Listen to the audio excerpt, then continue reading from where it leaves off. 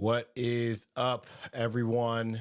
Welcome to another episode of Off Nights with Allen Stiles of Stiles and Watkins on Sactown Sports, 10 a.m. 10 a.m. until 2 p.m. every single day, every weekday, that is. And we do this here on the off nights when the Kings don't play to continue the Kings talk as we push towards the playoffs. Hopefully not the play in, but we'll get into it. A lot to discuss today. Obviously, the injury to Malik Monk is terrible. Kevin Huerter is terrible. That injury is terrible as well. And somebody's going to have to step up. And last night, the Kings get it done against a Jazz team with Domantas Sabonis, 17 points. Harrison Barnes, 24 points. Keegan Murray, 25 points. De'Aaron Fox, 24. And you had the return of Trey Lyles and Sasha Vezenkov. What does that mean for the team moving forward, and how far can they go? And I'm just going to start. I don't know how spicy this is, but I'm just going to start right here with it and say that at the end of the day, this is an opportunity for De'Aaron Fox. That's how I look at this. You're kind of playing with house money now. And on top of playing with house money, you still have a double-double machine as your Robin, or maybe Sabonis has been more like Batman this season. But this is an opportunity for De'Aaron Fox. And I see a lot of comments on my posts, on other posts. I don't know how much Kings fans how much they believe in De'Aaron Fox yet, as it pertains to being the guy for a championship team. I think everybody thinks he's really good, but is he that guy? And this is an opportunity for him to show that he can be that guy. What's up to Manny? I see you on there. Tanvir, I see you on there. Kais as well. Shout out to you guys. Thank you for joining. But yeah, it's an opportunity for De'Aaron Fox because the chips are down. We were looking earlier on the show, and if you look at who the Kings have next, they're not going to be favored very often moving forward. They literally are playing with house money. Clippers, they probably won't be favored, even though it's at home. Maybe it'll be close. I don't know that they would be favored against the Knicks in New York. They're not going to be favored against the Celtics. They'll be favored against the Nets. They probably won't be favored against the Thunder.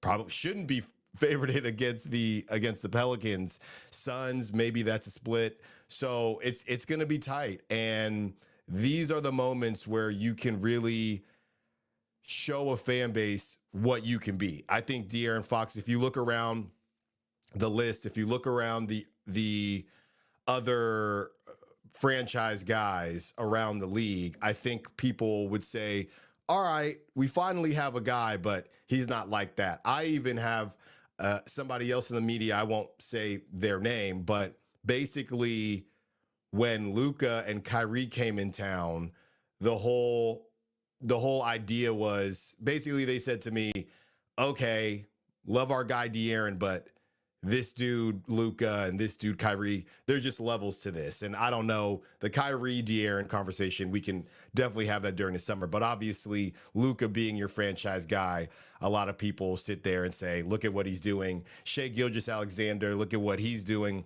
for the Thunder. So to me, you're going to need help, obviously. But the question is, can De'Aaron Fox elevate his game enough to just surprise some people? I mean, now I would say getting out of the play-in would take a Herculean effort by De'Aaron Fox and the rest of the team. But even just to get in, let's say you are in the play-in, winning the play-in game and getting to the playoffs, I think that stuff like that would bode well for De'Aaron. And I'm telling you, man, I see it all the time. I see it all the time when people say, he's just not that guy. He's not this. He's not that. It's a lot about what he isn't. He takes too many threes, whatever it is. And De'Aaron has an opportunity to show I can put the team on my back, along with having somebody like Sabonis. I mean, there's worse situations. Malik Monk, 15 points per game, 5.5 assists per game. You can maybe find that production. Now, what Malik actually, it sounds a lot simple when you look at it on paper like that. But at the same time, that is what it is, and if you do look at it like that and you say, okay, I wouldn't count Trey Lyles, because I think Trey Lyles, you need Trey Lyles to produce on his own. So I wouldn't count that in the Malik production. But between Keon, Sasha, who else? Davion, all of those guys, I think that you can find what you're looking for or what you're missing with Malik Monk out. The chat is going off right now. What's up to everybody in there? I see ya, and I will definitely be highlighting some of these comments as we go down the line. This is from Airborne Musician. I'm going to try not having expectations for the last 9 games and just hoping for the best. Hopefully Monty took notes from how this season turned out. Yeah, and I told Chris on the show today, I said it's really hard not to talk about the offseason, but it's also not really fair to do that simply because this season isn't over. And really everything is still in front of the Kings. They have a matchup against the Pelicans. They have a matchup against the Suns. This thing isn't cooked quite yet. And if you get into the play-in and you're a 7, right? Either way, if you're 7 or 8, you'd have 2 chances. But if you're a 7 and you're hosting at home against a team, I know it could be Steph, I know it could be LeBron, I know it could be the Rockets or KD, but at some point, it doesn't matter. It's pick your poison. This is the Western Conference. This is where we're at right now. I want to check quickly a game. The Pelicans were playing okay.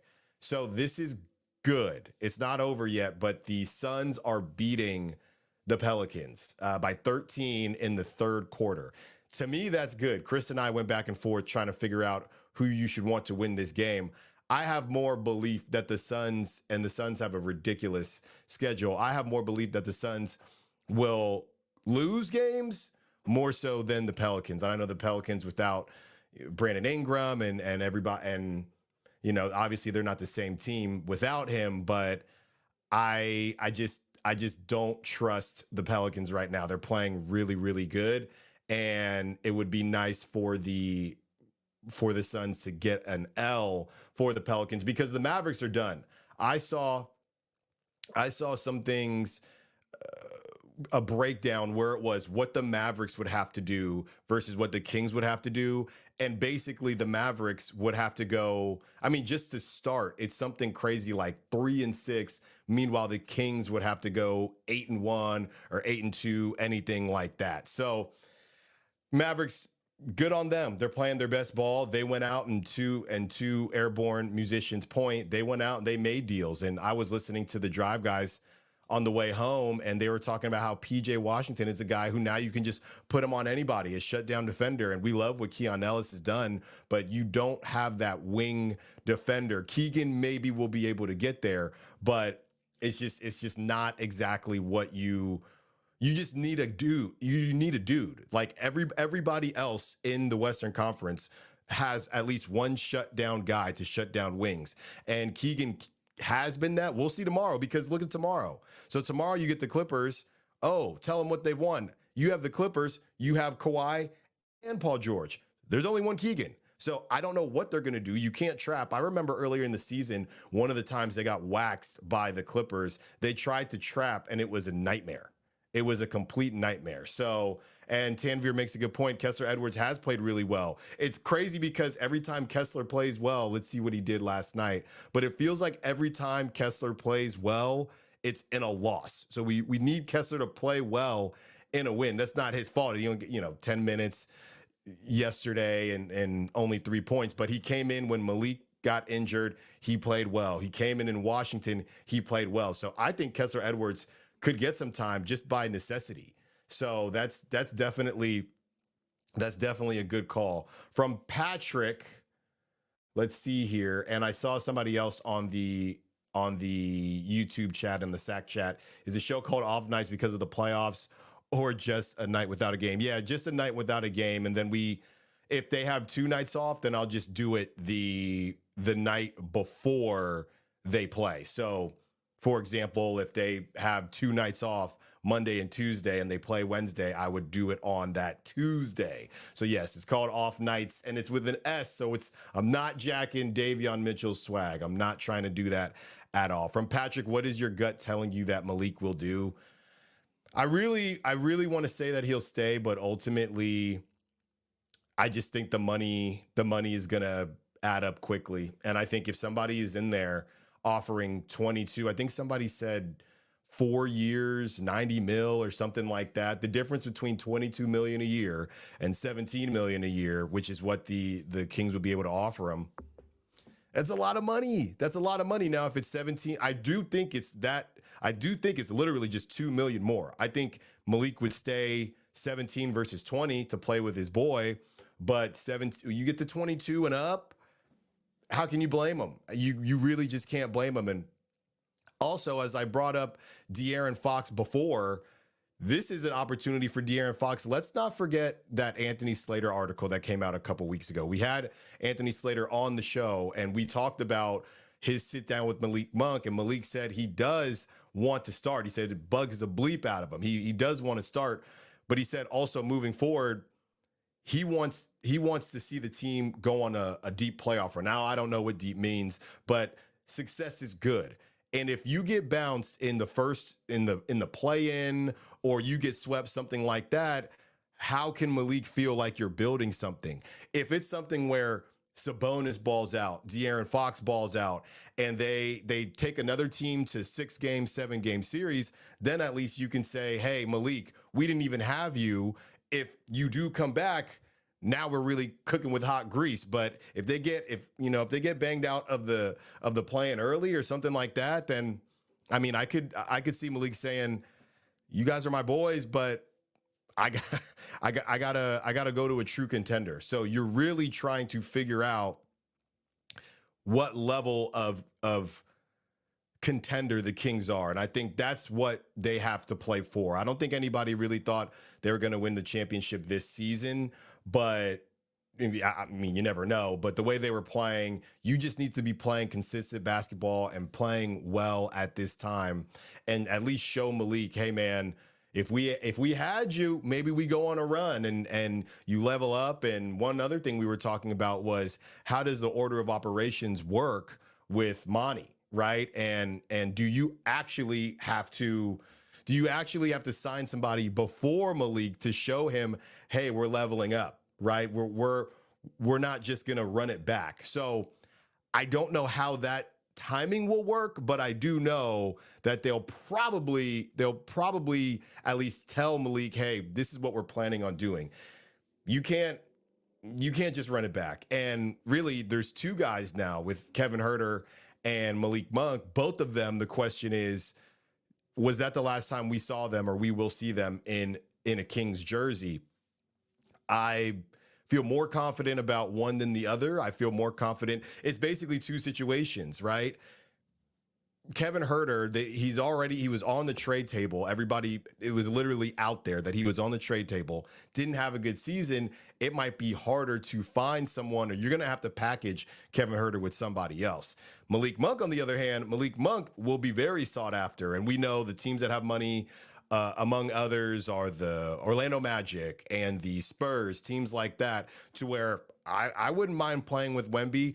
I wouldn't mind playing with, Paolo Banchero. Those are two dudes. I mean, you talk about one in Wemby who is generational, and Paolo Banchero, he's got a lot of promise out there, and they got a good squad in Orlando. So do I feel confident that Malik will be back? I'd like to feel confident, but at the same time, I think it really matters what happens next. If the Kings, now you could say, hey, Malik, we didn't get out of the play-in because we didn't have you, but I don't know if that's how Malik is going to look at it. I think he might look at it more so as if, all right, we're just a little bit too far away, and time is money, and now you're telling me I got to take less money.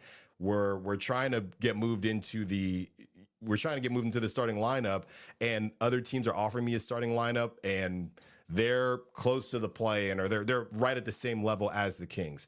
So that's a tough part. Let's see, from Airborne Musician, De'Aaron needs to play the way he did during the playoffs. Yeah, he has to. And you can also, the thing about last night is, yeah, 24 points. And Chris was saying, hey, you got to get back up to that 30-point category, how he started the season.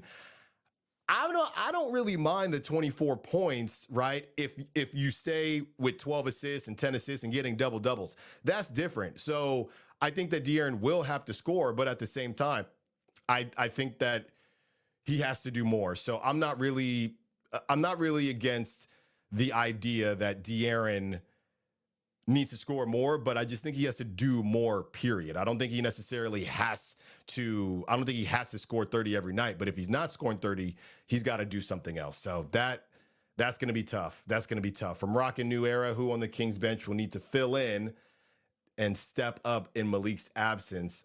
Honestly, is saying Sasha crazy, right? I mean, I like Trey Lyles. I think when Trey is rocking and rolling, he can really be a difference maker. I think he came back the first game he came back from his initial injury at the beginning of the season. I think he had what was it? 4 threes, something crazy like that. So his ability to space the floor and sometimes be that small ball big, that's something that the Kings are really going to need. So I would put Trey in that category. I'd put Davion Mitchell. I think not enough people are talking about Davion Mitchell and how well he's played. It's come in some losses, just like Kessler Edwards, and that's another guy you could mention as well. But I think Davion has played really well. He's another guy nobody is talking about as far as what do you do next with Davion. This is kind of a tryout for Davion, if it's not just in Sacramento, wherever it is next. So I think Davion can continue to step up and do his thing like that. So yeah, there's a laundry list of people. Nobody is going to be Malik, but again, 15 points, 5.5 assists. You can get that somewhere. You can get that somewhere. From Tanvir talking about, yeah, a lot of people are talking about the Paul George thing. I do know that the Sixers, I saw a report, the Sixers are trying to get Paul George.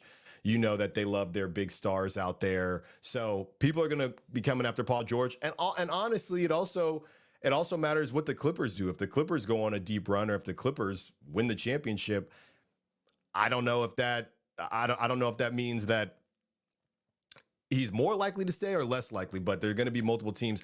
I don't believe that you would be able to keep Malik and also sign Paul George. I don't think so. I don't think so. I don't think you can pull both of that off, just money wise and things like that. I mean, the bottom line is this, and again, this is not the off season, but you want to talk about Paul George.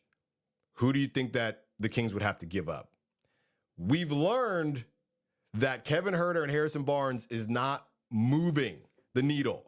So it's not really about the money per se. It is, but it isn't. It's also about who you want to give up. Yeah, because you can't keep everybody. Kevin Huerter and Harrison Barnes is not net, and I guess a bunch of picks, but what would the Clippers want with picks right now? They got Kawhi in their prime. They got James Harden still kind of in his prime. Why do you want picks? So I think that, yeah, there's some names that will come up depending on how this season is so important on so many levels for so many players on the Kings. These next 8 games, we will know so much more after these 8 games. We'll know about Sabonis. Can he continue? He already has done it in the regular season. We're still in the regular season. You got 8 more games, brother. Can you continue to step up? Can you start to score? I've been back and forth because people always coming down Sabonis's road as far as the jump shots. And look, nobody is a perfect player, but can you feel comfortable enough to hit those jump shots and stretch the defense out? De'Aaron Fox, can you prove that you can put the team on your back like a JanSport and really show that you are that dude? Keegan Murray, all right, man. You're one of the best second year guys in the league, but there's also levels, right? You got Paolo Banchero's a second year guy. There are different dudes out here that are also really good Where does Keegan fit? Should you be untouchable? Keegan, should you be untouchable come summer? That's what he can show as well. Multiple guys have things to prove and have things that they can show regardless of whether or not they go and make a deep run in the playoffs. But if they do those things, then yeah, they probably will make a deep run in the playoffs. So yeah, there is a lot. And look, Harrison Barnes, that's a name. We had a caller call in today and they said, why aren't you coming down Harrison Barnes's road as far as why doesn't he need to step up?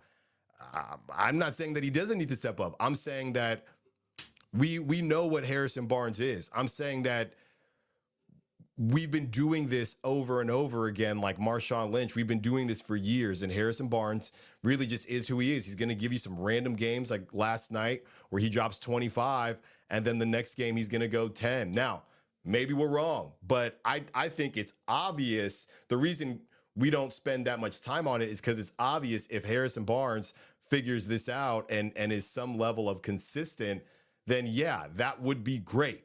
But we just haven't seen it. We haven't seen it. Maybe we'll see it throughout the rest of this season. But it's not about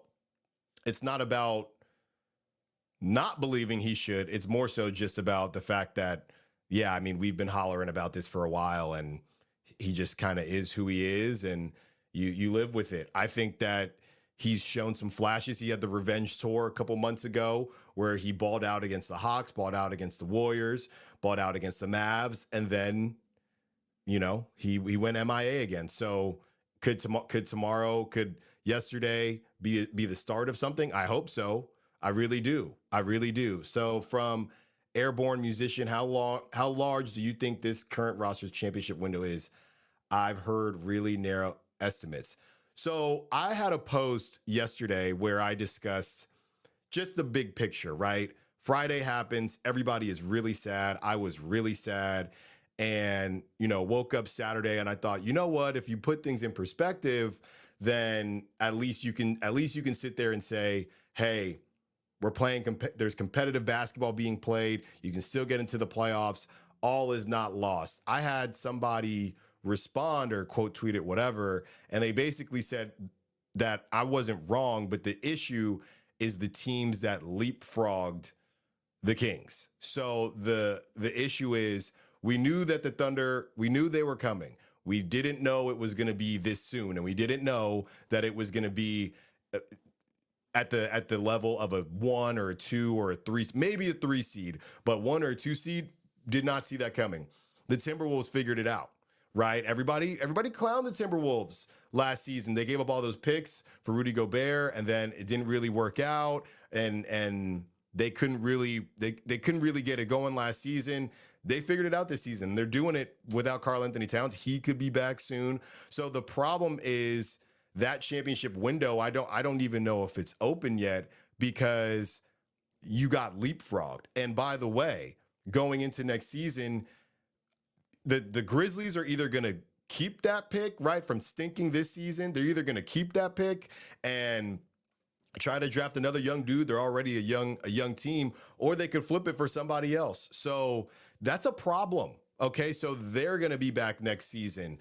I don't think the Warriors are just going to do nothing. I think the Warriors are going to try to do something. They're not going to run it back either. The Lakers, they're always trying to do something. So these are teams that are not even factors this season on top of the teams that are factors. I mean, the Pelicans, say what you want about the Pelicans, but you know, they give it to the Kings every single time. And even with no Brandon Ingram, they're still scary. Will they ever figure it out? I mean, it seems like they always have some type of injury towards the end of the season, and that becomes an issue. But you have the Pelicans to worry about. Another team that is fighting to get in the play-in, the Rockets fired off 10 straight, to be honest with you. They fired off 10 straight wins without arguably their best player, or not arguably their best player, Şengün. So it's everywhere. These teams are just crazy in the Western Conference. So I don't even know if we can say that the championship window is opened, right? You have Keegan, who's a second-year guy. You have You have Keegan, who's a second-year guy. You have obviously De'Aaron Fox and Sabonis. Those are your two. That's your top, a top 5 duo in the league as far as I'm concerned. But if you're a top 5 duo in the league, you should be able to replace in some way, shape, or form 15 points and 5.5 assists. And again, that is not to try to poo-poo what Malik Monk means to this team. It's the reality of the situation is you have no choice. And one of those guys didn't go down. As long as you're getting an aggressive Keegan Murray, okay, tell him to continue shooting that thing, the greenest of green lights, then what are we talking about? Looks like James has the final. So the Suns did beat the Pelicans. So that's good. So at the end of the day, I mean, the Kings have to win games, but if you look at who the Suns have left, they're going to continue to lose. So now it looks like the Suns will now be the 7th seed. The Kings, don't freak out, everyone. The Kings are going to drop down to 8. Basically, it just hasn't updated yet, but they will drop down to 8 as the Suns will now only be a game behind the Pelicans for now. And the Suns, the Kings will drop down to that 8 seed. So tomorrow's every game is a big game, even just as far as, hey, bringing everybody down. The Clippers, if you beat the Clippers, then you do gain a game on the Clippers. Now, nobody is thinking about the 4 seed, but it just helps to muck up the waters a bit. So thanks to James X on that one. And continuing the conversation about this, man. This is from Manny to Legit. I think Fox is going to try whatever he can to keep Monk here. But that's what I'm saying.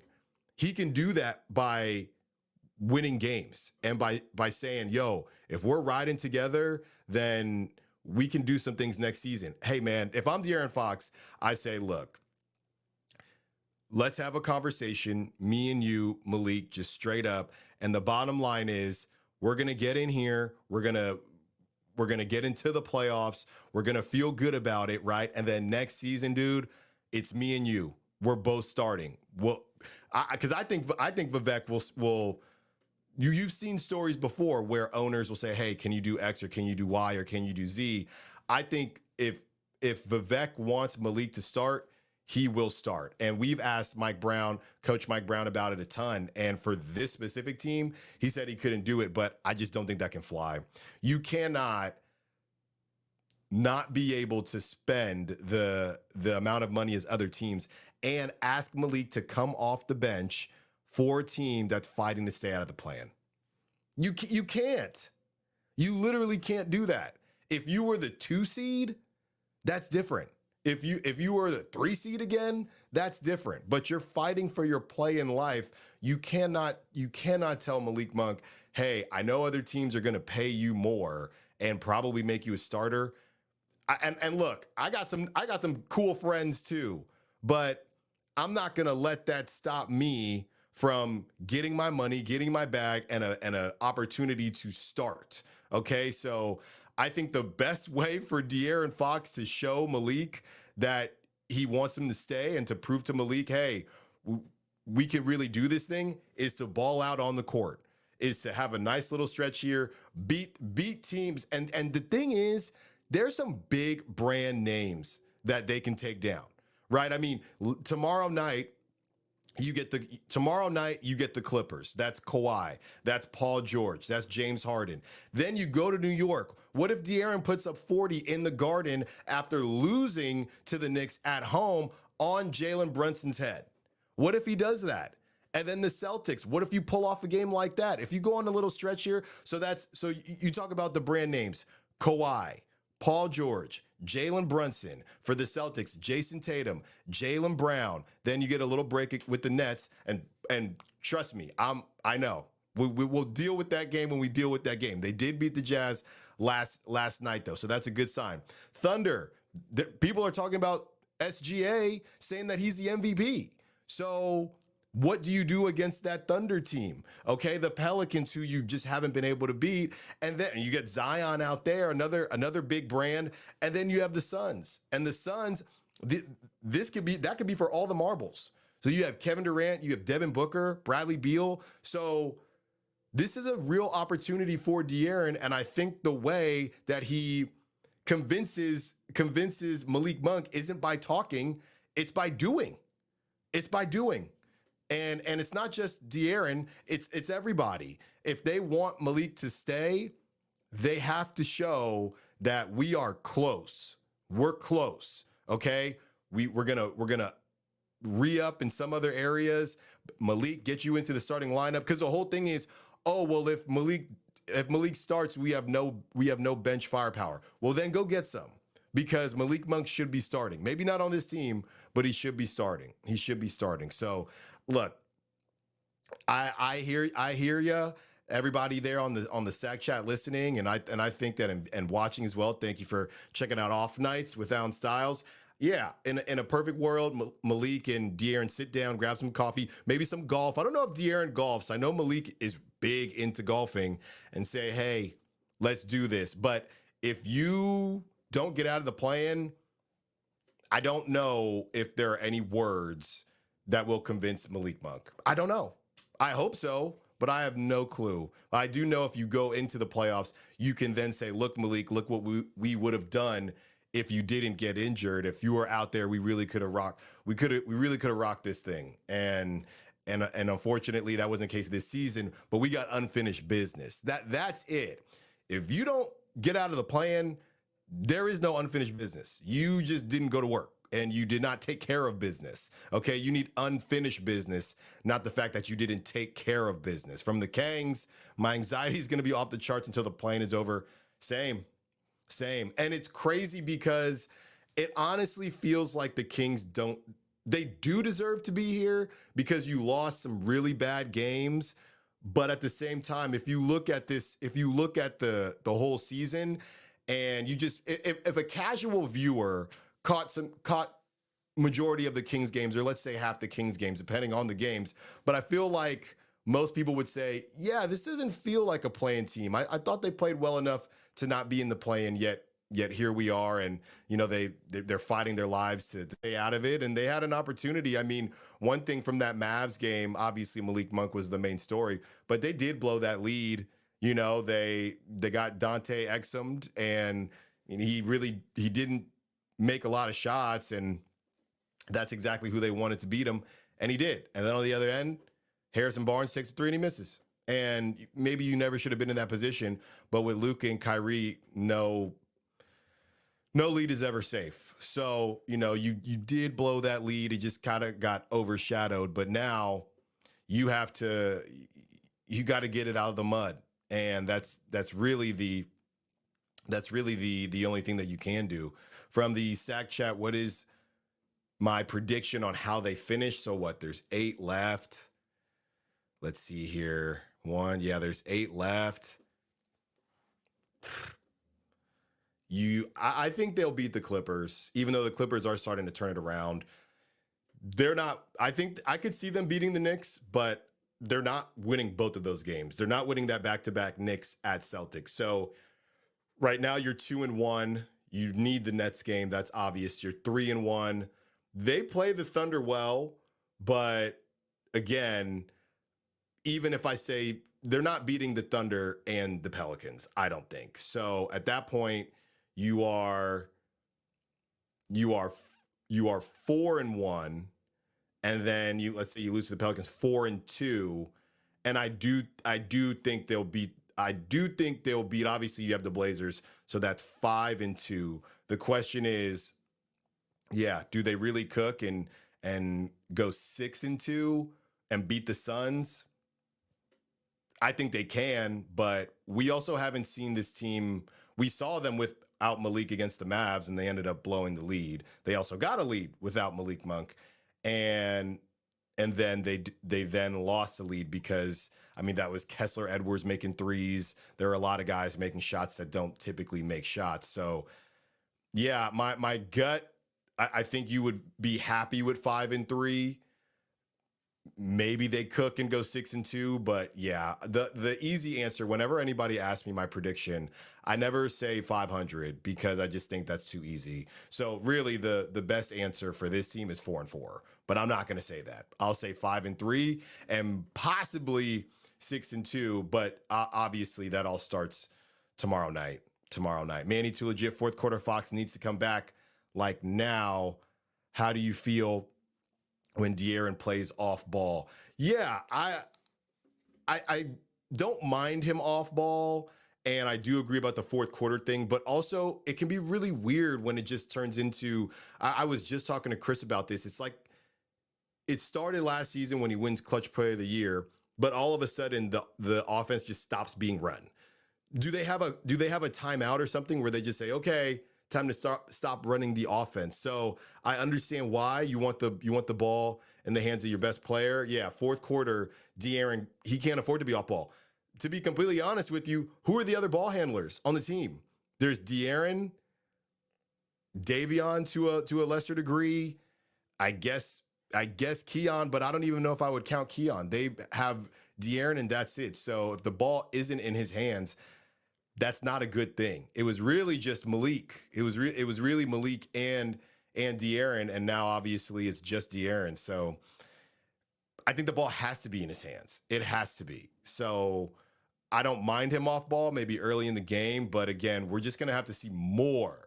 We're gonna have to see more of De'Aaron and more of this Kings team without Malik Monk. And tomorrow is a great test. You have the Clippers coming to town, who obviously, let's see. So the Clippers are in a weird spot because they're literally just playing to hold on to the 4 seed. They're 4 games behind the Timberwolves. So they're not catching. They're literally in the middle of the 2 groups. You have the kind of the play-in group, right? And I guess you could say, yeah, I would still count the Mavericks and Pelicans in that play-in group. So you have the play-in group, you have the top seeds, and then you have the Clippers just right there in the middle. So the Clippers are basically wanting to win just to hold on to their spot, which can be a little tough when you're not really playing. You're playing to hold on, but you're not playing to gain anything. I mean, the Timberwolves would really have to. It's not possible, but the Timberwolves at that point, it wouldn't even just be the Timberwolves; it would be any of them. So 8 games left. They're back 5. They're basically locked into the 4 seed, so they're just trying not to blow it. The Clippers have won 3 straight, so they're feeling pretty good about things, and it's going to be a tough one. But the Kings, it's at home. I'm not going to say no excuses, but they know what they need to do at this point in time. You can't you've tricked off too many games at this point. You have to get it done, and if you don't, I mean, you're staring the play, not even just a play-in. Chris was, and I'm looking at the Western Conference standings now. I mean, the late you lose too many games here, and yeah, you start flirting with that 9, and that's a problem. I don't like this Kings team without 2 chances because that's just who they've been this season. Let's take a look before we get out of here. Let's take a look at some pocket watching and see who plays. Obviously, tonight, and I don't think there was very much tonight, but yeah, the Suns get the W against the Pelicans. You also have tomorrow night Thunder at 76ers. I guess Thunder, they're kind of in their own category. For whatever it's worth, the Mavericks are at the Warriors, so that's one thing to keep in mind. Check that out. Rockets at Timberwolves. I mean, that's more so about the Rockets than the T-Wolves. I saw something that it was insane to look at, and that's basically why we're not talking about the Mavs anymore. But yeah, I think I mentioned it earlier in the show. If the Mavs go, obviously 8-0, 7-1, 6-2, the Kings can't leapfrog them. So it's more about the Pelicans at this point, and obviously the Suns. So yeah, couple different games going on, but ultimately it doesn't change, or it doesn't really matter if the Kings can't take care of business. And now you're looking at a game. Now you're looking at a game like the Clippers, where yeah, we're just to the point now where no, we can't sit there and only look at teams that they're supposed to beat, like the Jazz and the Nets. Now you have to win some games that Vegas doesn't think you're going to win. Now you have to win some games where you are straight up the underdog. You got to beat the Clippers, and I'll check. Let's see what the line is for tomorrow, because maybe it is. let's see. Maybe it is. All right, 3 hours ago. Yeah, so the Clippers are favored by 2. So not crazy, but yeah, that's how I would have it. I might even favor the Clippers by a little bit more without Malik. And it's an opportunity for the Kings at home to get a game that you need. And they know Coach Mike Brown has said they have the standings in the locker room or somewhere like that where they can see it very easily. So they can see, not only can they see themselves slipping, they can also see the other teams climbing up. You can see the Lakers. The Lakers have been playing really well, and this is what they do, right? That this is basically their recipe. They kind of lollygag throughout the season and then try to turn it on. They actually do that in game too. I know the Lakers and Shannon Sharp, they don't want to see the Kings in the play-in, but I'll be honest with you, I know that the Kings haven't beat or haven't lost to the Lakers this season, but I wouldn't want to see a LeBron type team. I wouldn't want to see a LeBron type team in a one-game playoff. For Adam Silver to hope that he gets in, if you pick up what I'm putting down. So I wouldn't want to see that. I definitely wouldn't want to see the Warriors in a plan. I wouldn't want to see either of them. And yeah, the problem is that every team has somebody. So you're looking at the Rockets, who the Kings haven't beaten this season, and even without Şengün, I don't love that. And then you have, oh, okay, so sign me up for Kevin Durant and Devin Booker. I wouldn't like that either. So I think that the Kings, they know what's in front of them. They at least want to give themselves 2 chances and stay in that and hopefully at home. So you stay in that 7 seed, then you get 2 home games. And I know some people were wondering if they'd be better off on the road based on what they've done this season. So, in closing here, the bottom line is this is a huge opportunity for De'Aaron Fox. And De'Aaron Fox has an opportunity to ingratiate himself in the Sacramento basketball lore even more if he goes just crazy here and keeps the Kings out of the play-in somehow, or you get in the play-in and then you get into the playoffs. So De'Aaron Fox can do that with a fan base who I think they want to like him, but they just haven't been fully convinced yet, just from some of the people that I've seen. So you have, or heard from, so you have that for De'Aaron Fox. You also have the ability to convince your boy Malik Monk, hey, we're really building something here. Look what I just did without you. We can be bad boys for life and ball out the next couple years together, however long it may be. Look at what I just did. So that's huge. It's a lot of it's going to be on a national stage. I know that Knicks game is a national game. It's a huge opportunity, and that's how I'm going to start looking at this. You're kind of playing with house money. You're kind of playing with house money. Nobody really expects you to do too much in the playoffs or play-in without Malik Monk. So just go out there and ball. Just go out there and ball. We know what Sabonis is going to bring. Maybe you get a little bit more from Sabonis as far as his scoring, but you know what Sabonis is going to bring. Keegan Murray, what level are you at? What level are you at? You're a good young player. Now, can you level up? I think there's a lot of opportunity in Harrison Barnes. Whether it's for Harrison to continue to stay on this team or to be moved, I mean, everybody can gain from this. Malik Monk, honestly, he was the most locked up. We all knew there was a consensus with Malik. Everybody, a bunch of other players, we had question marks on. We didn't have question marks about Sabonis, but De'Aaron, that 3-pointer, it's looking like it was a little bit of a heater versus the new reality. Can you get that going again? I know people don't like when he takes too many threes, but he's got to score the basketball, right? In a multitude of different ways. So I think everybody that is currently playing can prove something. I think Malik had the least to prove, to be honest with you. And I'll put it to you like this. I said this earlier on the show. Is it possible that Malik getting injured, even though it's terrible and you'd love to have him out there, if Malik balled out in the playoffs, you probably could just kiss him goodbye, right? I mean, if Malik did his thing in the playoffs, and maybe I'm just grasping at straws here, but if Malik balled out against the Timberwolves or whoever, even in a play-in, yeah, we could basically just assume that he was going to be gone. Now, done early, not getting a chance. I'm sure Malik doesn't like it, and I know Kings fans don't like it, but not getting a chance to show off and show out on that big stage, that might save the Kings. It honestly might. I mean, it gives you more of a fighting chance. It gives you more of a fighting chance. If he balled out and did his thing, he definitely would be gone. Definitely would be gone. So that's one way to look at it. And obviously, I'd prefer to just have him out there and deal with the offseason when it happens. But this is where we're at now. So that's one way to spin it that might make you feel a little bit better about the situation. If you probably weren't going to win the whole thing anyway, then Malik does ball out. Another contender sees him, can offer him more money and a starting spot. At least you don't have to deal with that. You don't have to deal with that. All right, I'm going to get out of here, y'all.